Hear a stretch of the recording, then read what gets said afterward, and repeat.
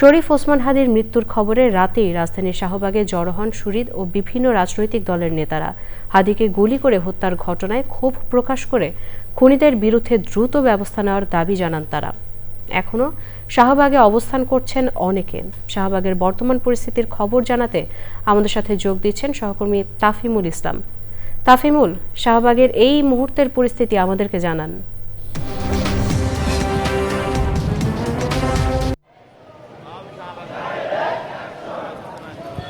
গতকাল রাত ৯টা ৪৫ হাদির মৃত্যুর খবর ছড়িয়ে পড়ার পরেই কিন্তু শাহবাগে অবস্থান কর্মসূচি পালন করতেছে বিভিন্ন ছাত্র জনতার ব্যানারে।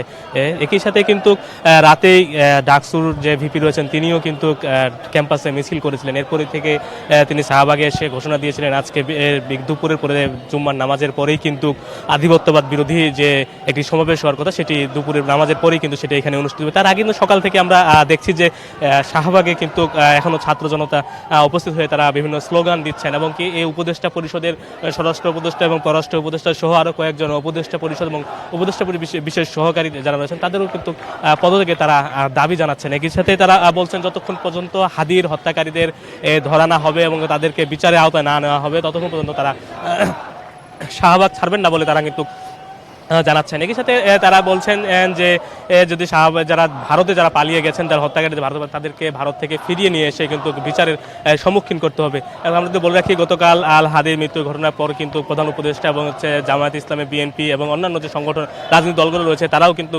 হাদির শোক জানিয়েছেন। একই সাথে আগামীকালকে কিন্তু শনিবারের রাষ্ট্রীয় শোক ঘোষণা করেছেন সরকার। একই সাথে যদি বলে রাখি যে আজকের যে এই অধিদপ্ত বিরোধী যে সমাবেশটি হবে জুম্মার নামাজের পরে সেটি কিন্তু সকল দলেই কিন্তু সেখানে অংশগ্রহণ। একই সাথে এনসিপি থেকে জানানো হয়েছে তারাও এখানে অংশগ্রহণ করবেন। এতে ছাত্র শক্তি রয়েছেন, যুব শক্তি তারাও এখানে অংশগ্রহণ করবে বলে জানিয়েছেন। এই যে ডাকসু থেকে যারা ডাকসুর ভিপি রয়েছেন তিনিও কিন্তু বলেছেন যেখানে আধিপত্য বিরোধী। একই সাথে বলা যায় যে দুপুরের জুম্মার নামাজের পরে আধিপত্য বিরোধী যে সমাবেশটি রয়েছে সেখানে পুরো শাহবাগ জুড়েই কিন্তু অবস্থান করবেন। এখন কিছু বৈষম্য বিরোধী কিছু ছাত্র জনতা রয়েছেন তারা এখানে বিক্ষোভ করছেন। সময় বাড়াবার সাথে সাথে কিন্তু সেই উপস্থিতি আরও বাড়বে বলে আশা করছে তারা। এ ছিল শাহবাগ মোড় থেকে এক সর্বশেষ।